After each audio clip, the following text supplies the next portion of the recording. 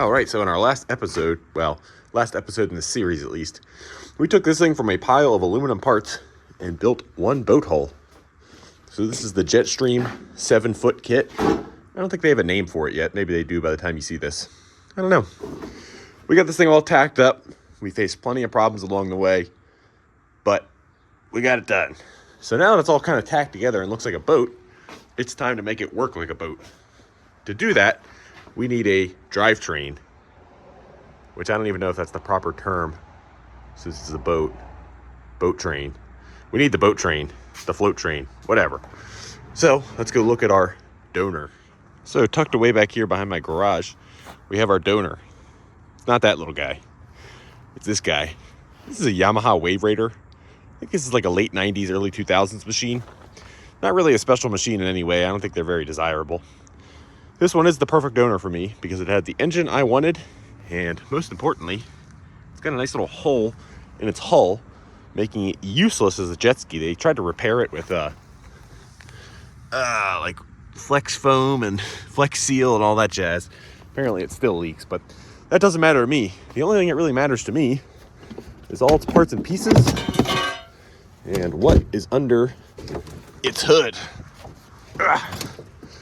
So this is a Yamaha 701cc engine, 2-stroke.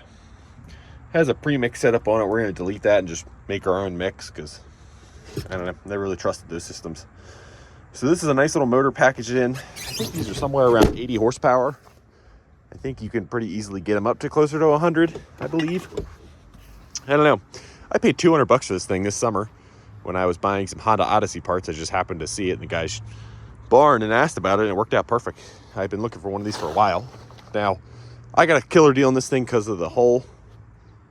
Realistically, you can buy a nice riding one of these for like $1,000. So, it's kind of a good budget option. That's the whole point of this boat. It's supposed to be a budget jet boat. So, this is simple. I can work on it. No crazy electronics. 2-stroke, easy to rebuild.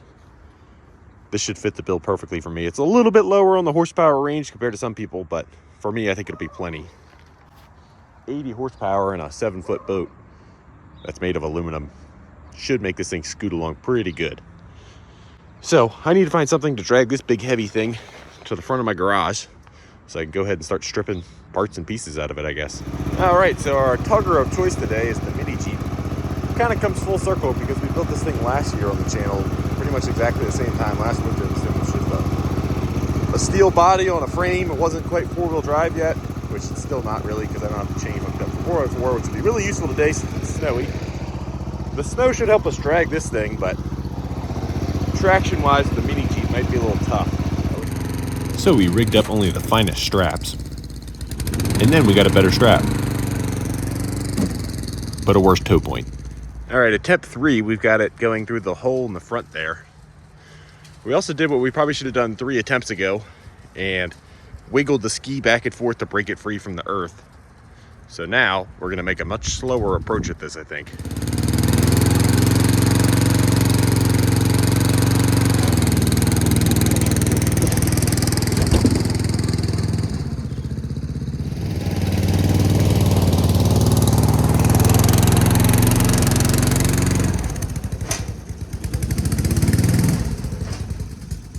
We might run out of traction. There's a slope here and it's pretty snowy.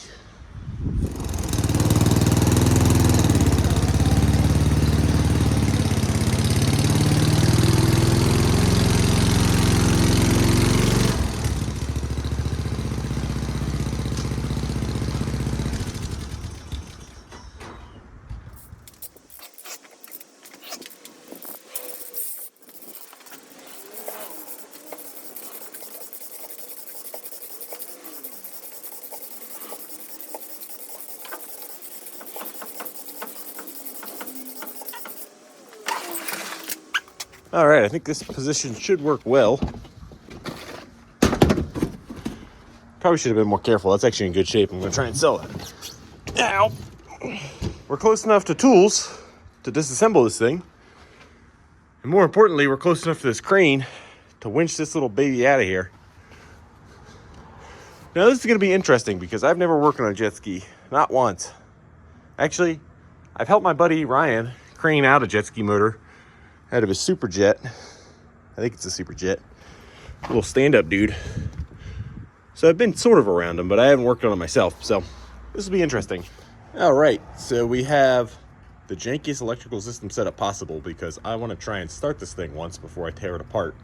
Now, we had it running this summer, so I know it does run. Needs a carb clean pretty bad. Let's go ahead and crank on it and see what happens. I think this is some sort of primer pump.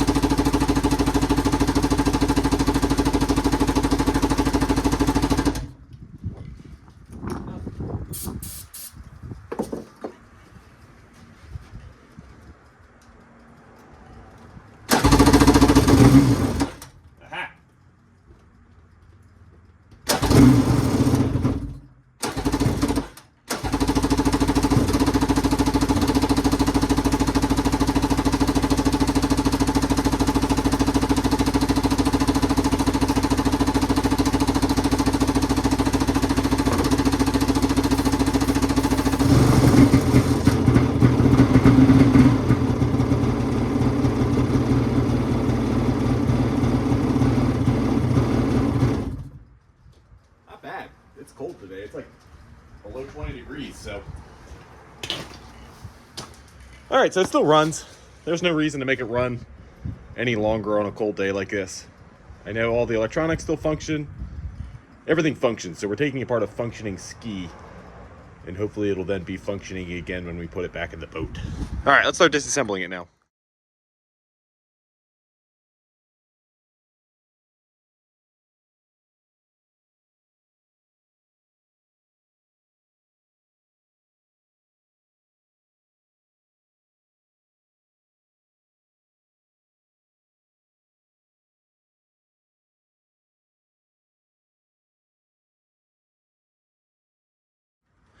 All right, we got everything unhooked. Anything that's still hooked up will become unhooked with the force of a 2,000-pound lift crane. Realistically, we don't need the crane for this job, but it's right here, so I figure we might as well use it. So we're just gonna slowly lift up and kind of wiggle this thing out. There's a Lovejoy connector at the back. I've already kind of got the engine slid forward, so we should be away from that. All the electrical that I can see is unhooked. So we'll just see.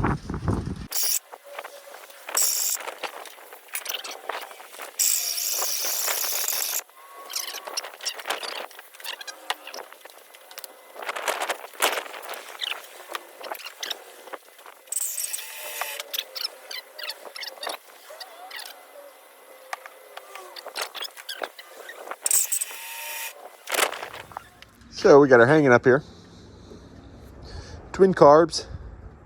This one looks like it was painted, like maybe it had been recently rebuilt. I don't know. Overall, there's still a lot of the original paint on this thing. It's got some gunk on it, but I think it would clean up pretty good. So we get the whole electronics pack here. And all the cables that run up to the dashboard, we unhook that. Here is that Lovejoy connector I was telling you about. That somehow runs the pump. Cool. I think we figured out why the crane wasn't working too hot. Our wire just got a little goopy melted together. A little less than ideal, but that's a project for another day. So we've got it like a turtle on its side so it can continue to scavenge things off of it. This thing's lived a really rough life. We had a hole there, that's aluminum. Up here's where the original hole, that was the reason we got a good deal on it. Now, the fella I bought it from, he said they were playing bumper boats in a stream that was way too shallow. And that's when they poked that hole. And I didn't do it any favors by ripping that toe point out of there, but apparently it still leaked. There were some other signs of wear. Must have jumped some stuff back here. All right, we extracted our pump. That was just 4 big bolts here, some linkage back here. Pretty simple setup. So this is how it'd be sitting in the boat. Your water comes in here. There's a blade back there. shoots out the back. That's what makes it a jet ski. I flipped it back over and you'll notice all this water here. And this is that flammable kind of water that jet skis run on that I forgot was a full tank. So just dumped a bunch of fuel out my driveway. That's really cool. Guess I need to go get some kitty litter, clean this up. So once I had my minor environmental hazards cleaned up, I decided it'd be best if I moved the boat off my table and onto a separate set of jack stands to open up my table to build the pump on. All right, so now that we have our engine and our jet parts stolen from our carcass of our little Wave Raider, we did a little bit of fit up in that last clip you saw to fix this. I also trimmed down the nose piece here, which is sitting in there. I'm not ready to install that yet. So we need to move on to the next thing, which I think is going to be one of the more complicated things, the jet. So this is all scavenged out of our Raider. And originally I was kind of thinking of just using this guy, but it's really beat up. It's got a hole. The grate over there is got river rock jammed in it from the last time this guy was using the jet ski. So we're just going to make one from scratch. We're going to cut a flat piece of aluminum about yay long, make a bolt flange, and then take 3 pieces of aluminum, kind of make our intake shape here. I'm going to try and leave it somewhat rounded somehow or another. We'll cut a flange for our pump. We'll bolt this pump on. The shaft will protrude out here. We'll have to get that shortened. Might send it to my buddy Beaven. And yeah, it should work out pretty well. It's going to be a lot of work, but we'll figure it out. I don't entirely know how I'm going to do it completely, but we'll just start it and see what happens. So I'm going to go ahead and start plasma cutting out parts. So with that, we got the old Lenovo fired up and started designing out our different programs for the plasma table to cut, starting with the base plate and moving up to some side plates.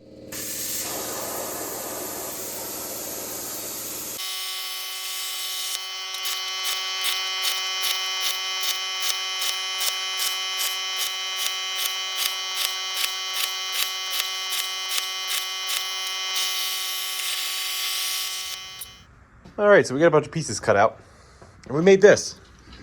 This was actually intake number 2. That flange was the start of number 1. It was never going to work. This one, our flange was much better, but the square shape didn't leave me feeling like this is going to be a good option. And I was also a little worried. This is only like 1/8 inch or maybe a little thicker aluminum, and just the bottom itself was 3/16. So I wanted to at least mirror that. So we went out and bought a sheet of 3/16. Now this is a 4 by 10 foot 3/16. I think it's 50/52 aluminum. And I think I paid $336 for that full 4 by 10 sheet. Now this is obviously cut in half so I can get it on my table. I didn't think $332 was too bad. So we've added this to the episode. This is our first money spent in this episode. And we also ordered a piece of tubing over here. Still not sure if we're going to end up using this or not. This is a 6-inch outer diameter, 0.125 wall, foot long piece of aluminum. We are either going to use this for part of our pump here, or our pump intake, or if not, we will subtract this from the build, and this will probably turn into a fuel tank for my Honda Odyssey, I think. So I cut some pieces back here out of our 3/16, and we have a thicker flange, which actually cut out like crap. Every once in a while, the old Langmuir kind of throws me for a loop. I think this is because the plate was moving around. So it kind of messed that up, messed this up. And then we cut these 2 guys out. So the idea here is that'll sit in there, that'll sit there. And then this, we need to use a brake that I just built to try and curve this. And the goal will be to get like a 6-inch diameter curve, I guess. We'll see. Anyway, this morning I threw this little guy together, the super janky press brake. Now, obviously, I don't have to do 90-degree angles. This will be a bunch of slight bends, probably like 5 degree, 5 degree, 5 degree, 5 degree, to try and get those 2 to curve up. So pretty simple. You just go like that, crank the hell out of it.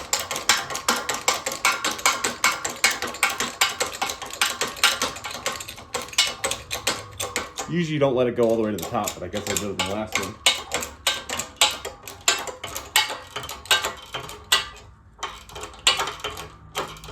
Give it a couple pumps. Back it off. Scoot it forward to the next line I did. I did these lines 5 millimeters apart. Probably could have done more like 10 millimeters, but, or a quarter inch or whatever.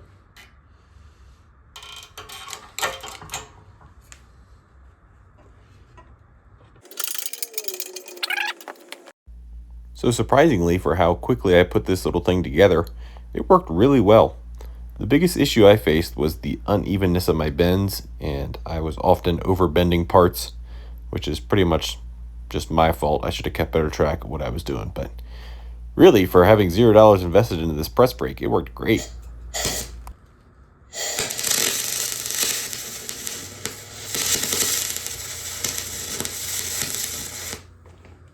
Wow, that sucked.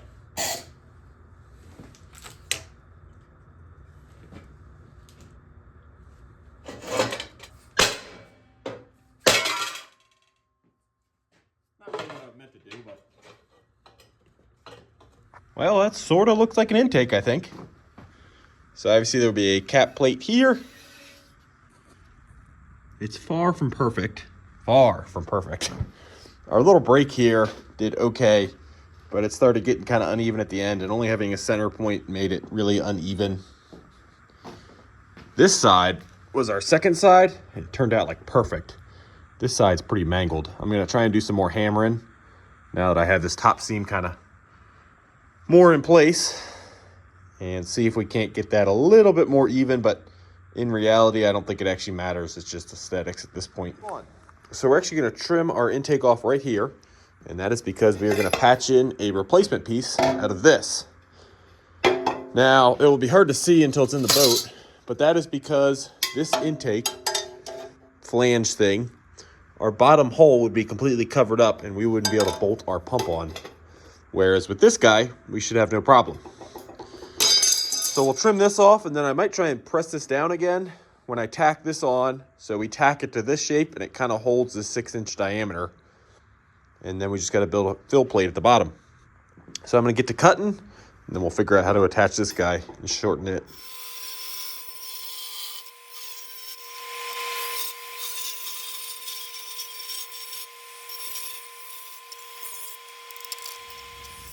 All right, well, I decided may as well try and get it a little more round while we tack up the tube.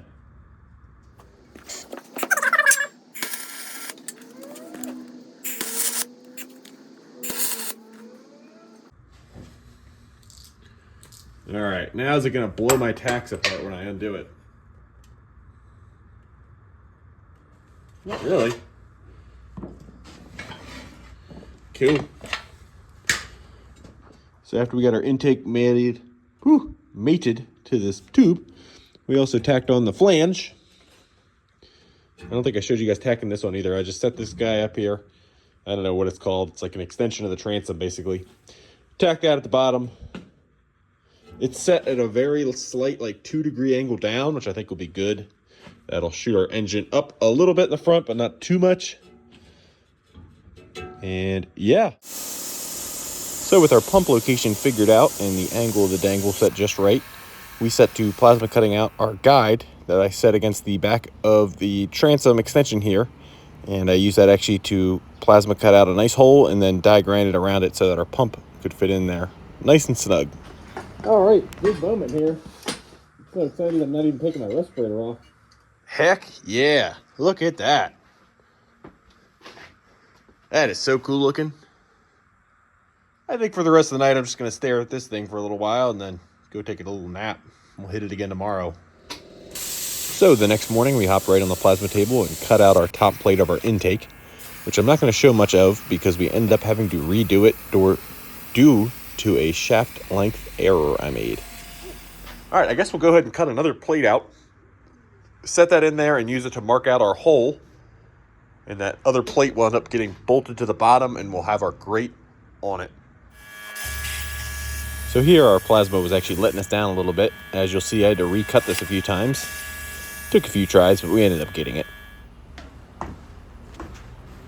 Now, 90% of all operations with aluminum, like forming, welding, etc., much harder than with steel. One thing that is not harder is drilling. 3/8 hole through 3/16 aluminum like it's nothing.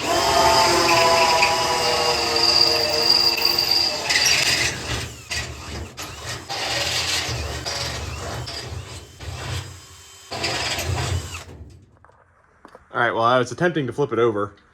Hasn't gone so well yet, but we had to extend the sawhorses with some 2x3s. I got it strapped up right now, but let's see if we can get it safely over on its face.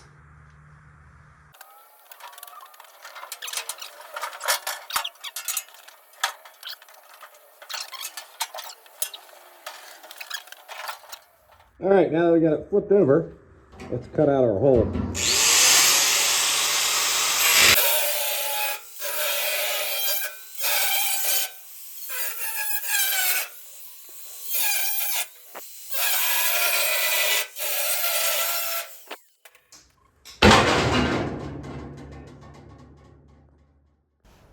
So while the boat was flipped over to cut that hole for the pump, hole in the hull for the pump, geez. Anyway, we decided to go ahead and do a majority of the welding. Now, I had started out TIG welding this, but moved over to the push-pull gun because it is just so quick. All right, so now that we have this cut off, I went ahead and bolted my intake up from the bottom and bolted our bottom plate back on. I'm starting to think of how I want to do my grates. I haven't quite figured it out yet, so I'm not going to get into it until I figure out which direction I'm going to go. So while I was thinking about that, I went ahead and welded up this side here, the chime and the chime to the side. Now this weld over here, we ground all the way down. We have a couple spots we need to go back, little pinholes, and then finish that off. Also did this weld in here. I need to go back in and fix that and that cold spot, and one more cold spot down here. But that went pretty good. We did both sides. So now the only joint left on the bottom of the boat is this center one. So we'll weld that up. And then we got a little bit of cleanup here. No biggie. All right, got it flapped over. I forgot to record that. So with our pump sitting in here, I think our first step is we need to machine the piece of tubing that this will slip into that will then get welded into there. To do that, we're going to use my little clawsing lathe here. I am nervous to do this. This part of the project shouldn't be bad, but some other things that I might try machining for this project in general might test my expertise, which is very limited to say the least. I've got some good buddies like Steven, who know a lot more about machining than I do, so I can always call him. And there's always the internet.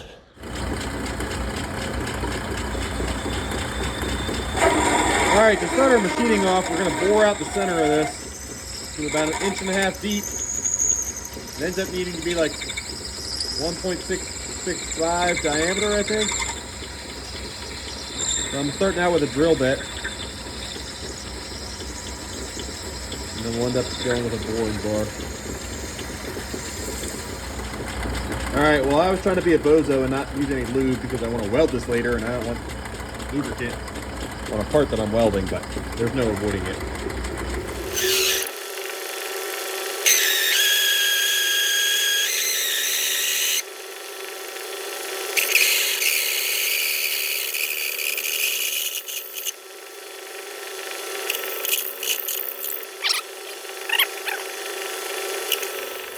All right, so after we ran the big drill bit through it, we did a bunch of passes with this little fella, and we're getting ready to go in and do our last pass. I forgot to record anything because I was talking on the phone to my buddy Joel about snowcats. But it seems like it's two sides. We got our part right here. So we bored it out to this for like back here, and then we just went back and did a little bit fatter diameter, like right in this spot for this O-ring sealing area. This is the most important spot, so I need to try and get this as nice as possible.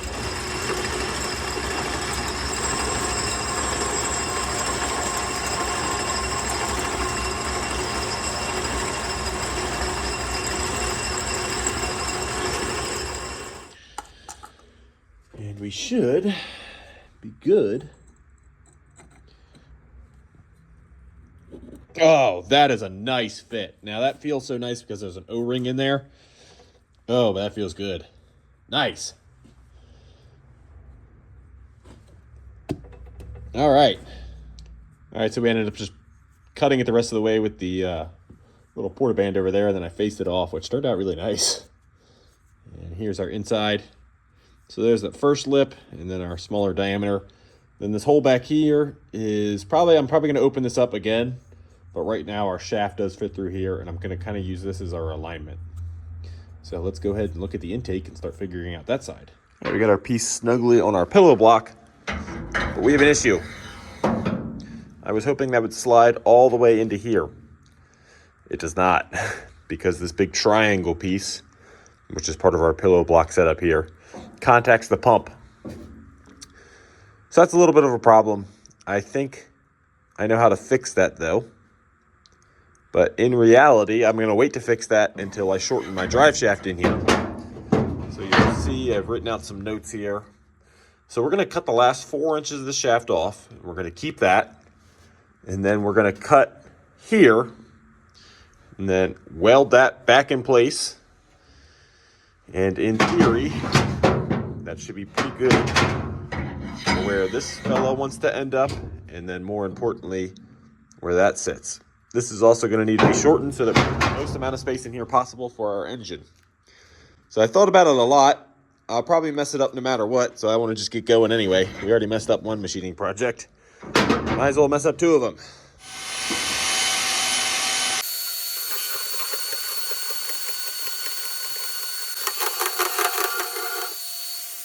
All right, well, just continuing with our machining woes, we have our next one. So after we cut that shaft down, I was just planning on slipping this thing through here, and I thought that would get me about here. It doesn't. It barely gets me to here. After I removed the gear cover, I had to pull the impeller out of here, which is not easy. If you've ever dealt with these impellers, you kind of know they're on there pretty tight. And even pulled off one of the gears down here, which aren't being used. We won't be using power feed during this operation, I guess. So a little bit of a mess, but we got it in there just enough where I should be able to face this off just barely. And then we'll make this side the female side and our spline piece the male side. That'll get pressed in, and we should have just enough room to at least weld the first pass in the lathe. Cleaning it up is going to be kind of tough though, but we'll figure it out. Also not exactly sure what material this is. It seems like stainless, but it's magnetic. Who knows?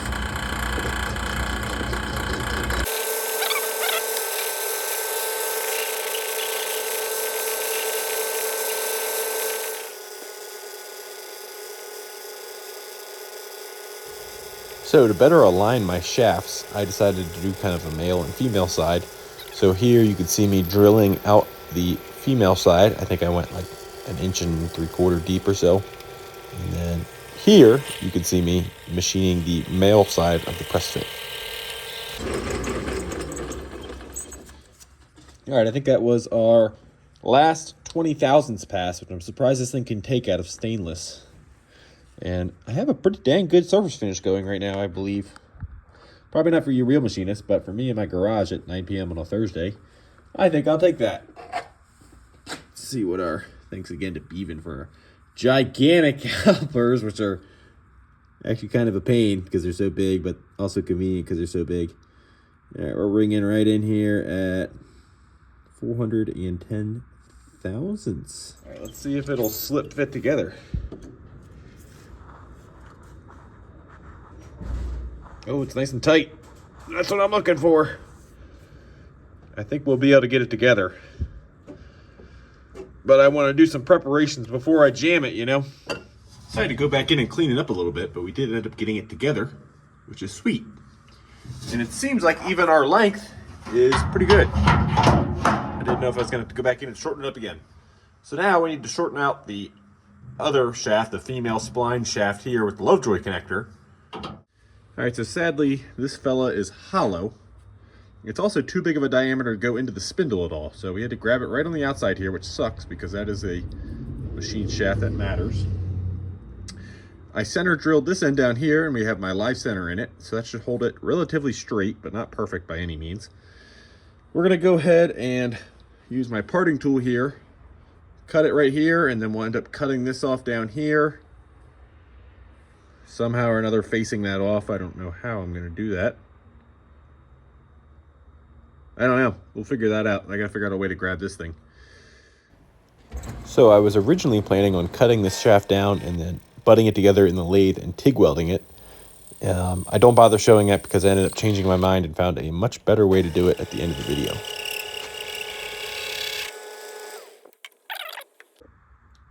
Well, I was trying to do some facing and I destroyed this tool bit. I don't know how well you can really see that. Yeah, tip's no bueno.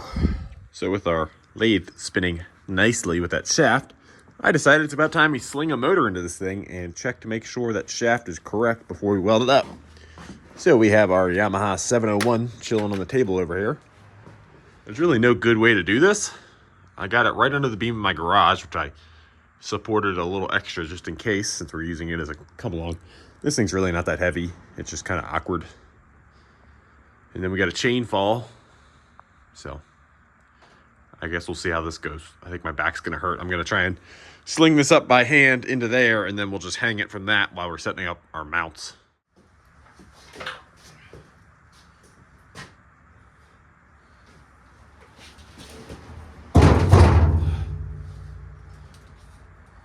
All right.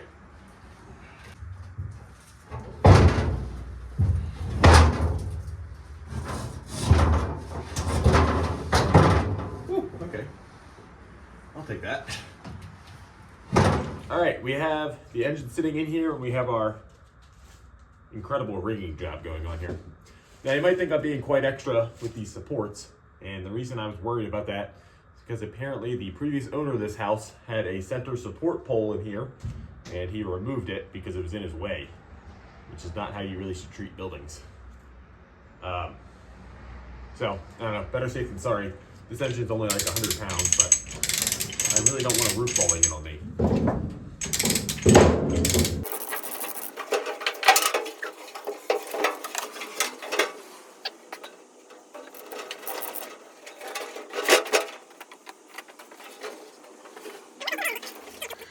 Well, it took a lot more jimmying than you just saw, but we have it in here.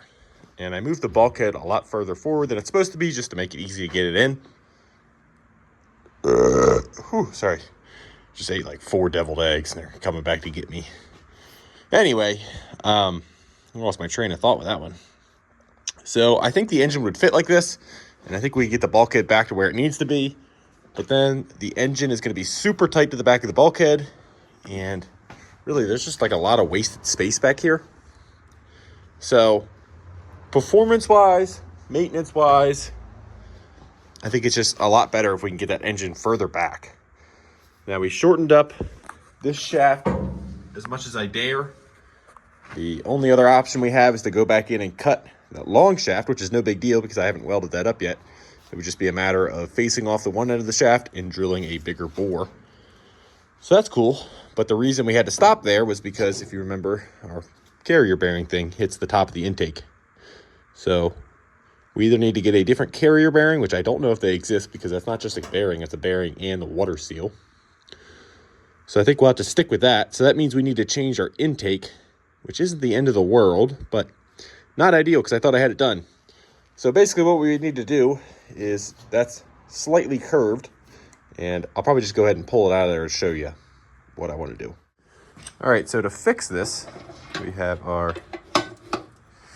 that guy sits there, right? To shorten that shaft any, we need this to be able to go that way. So we pull that off there. I cut all my tacks, and we can trash this piece, which works out nicely because I can get rid of that monstrosity I made trying to get my shaft to poke through. And we got I cut out a paper template, and I think something like that might work. Give us a little bit more space. So now that we reshaped our intake, that meant we had to hop on the computer and program up another top cap to our pump, and got that on the table.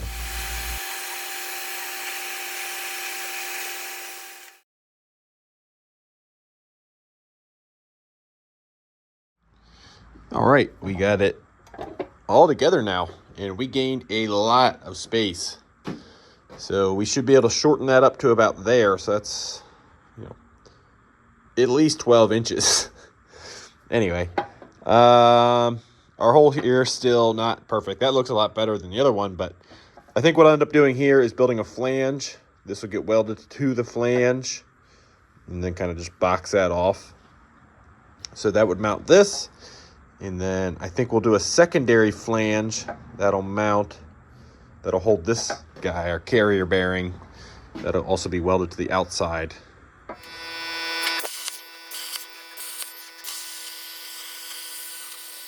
All right, after a lot of welding, a fair amount of plasma cutting, and even some undocumented machining, I built an intake. I've never built a jet boat intake. Now I can say I have. Who knows if it'll work well? We'll find out together, I guess. So, what you saw me cutting last was the plate that I welded on here, which welded to our thing that we machined. Then we have our bearing holder plate here. So, yeah, looks pretty sweet. I also went ahead and off camera, I wanted to make this thing as short as humanly possible. So, if you remember, we were going to weld this to a threaded piece. Well, I had the grand old idea to just thread the outside of the spline piece, and that gained us like 2 more inches. So that is sweet. So I think we should be plenty good on length. I have to throw it in the boat and see. Now, the welds are not great. I don't know if I mentioned it before, but I think I did earlier in this video. I got this prime weld little TIG 225. Thing kicks butt. It's like $850 with the longer torch. For an AC capable, pulse capable TIG welder, not happy, or I couldn't be happy. This thing rocks. Now, I haven't TIG welded in 2 years, so it's not great looking, let's be honest, but it should work.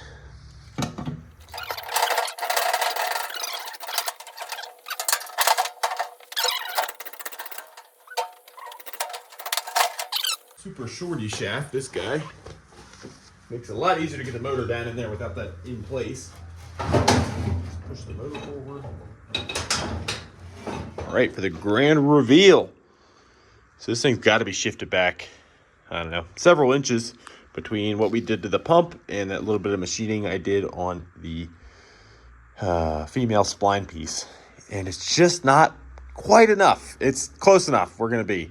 So this opening now is 19 inches. I think our hood is 18 inches. So we need to gain an inch of bulkhead. And to do that, I think I'm going to have to order a Superjet manifold and bread box, which the manifold points back this way, curls up, much more compact. The second issue is height, so hopefully that Superjet manifold will work a lot better.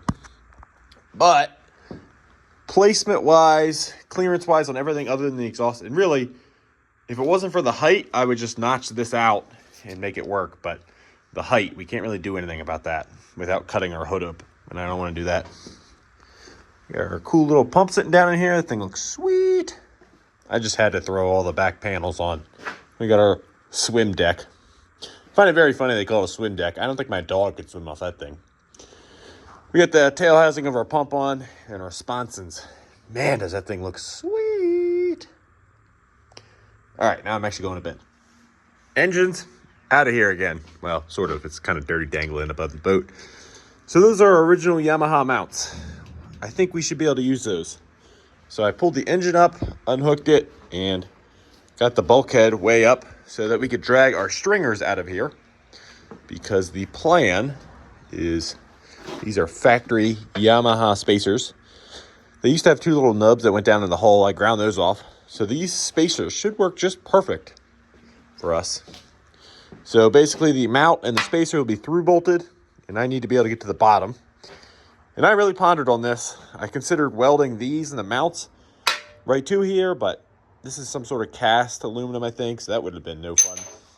And finally just decided my best method would be to cut some nice little access ports in here and reach in there so I can get nuts and stuff on the bottom of the mounts. Kind of sucks to take out of the structure of the stringers, but I think it'll be just fine.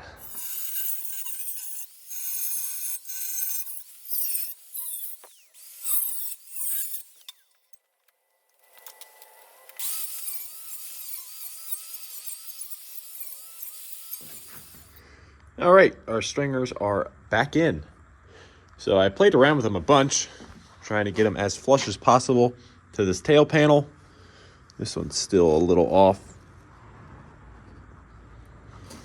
Had to fight a little bit of a gap there, but all of our mounts are sitting on there nicely enough. We got it relatively straight to the keel. So I'm just gonna go ahead and tack it in. And then we should be good to start drilling our holes. Nice. Burn the tip right away. Why wouldn't it?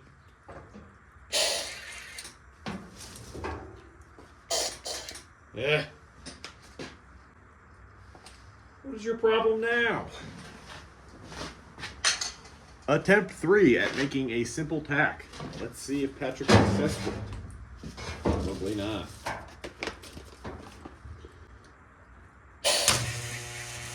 You son of a gun. How?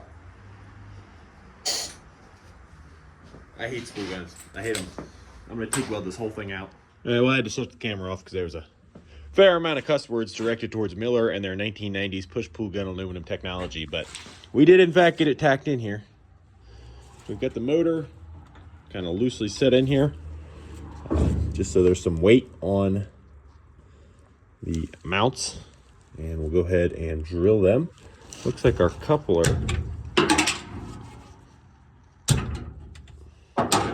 yeah, so we're gonna have to, well, the problem there is I don't have any, damn, I shouldn't have done that. I don't have any spacers in the front right now, so that's why that did that. So I actually need to reset this thing before I drill the bolts now. All right, now I got it loose. I have it sitting on 4 spacers. Somehow in all my infinite wisdom, I lost one of the spacers, so we've got that piece of plate that's the same thickness sitting in there for now. We'll either have to order one of those or make one. But everything's looking good, and our coupler is looking just snazzy. Tiny little bit of clearance in there. Looks pretty straight, so I'm gonna go ahead and start drilling.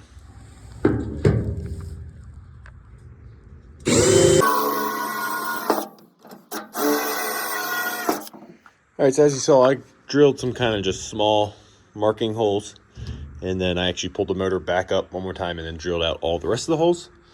So we officially have the engine sitting in here completely loose on its mounts. Everyone except for the freaking one that I lost. So I'm hoping I just come across it. If not, I'll have to make one out of that plate or order one on Amazon. But I think we're gonna go ahead and wrap up this video. This was a huge jump forward. We have a jet pump attached. We have a jet pump intake completely made from scratch. I have no idea if that thing's gonna work well. We'll find out together. We have our beautiful $200 Yamaha 701 jammed in here. Our coupler looks pretty good. I'm pretty pumped.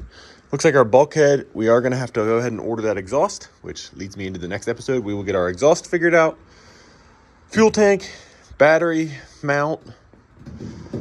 Maybe start mounting our wiring back here.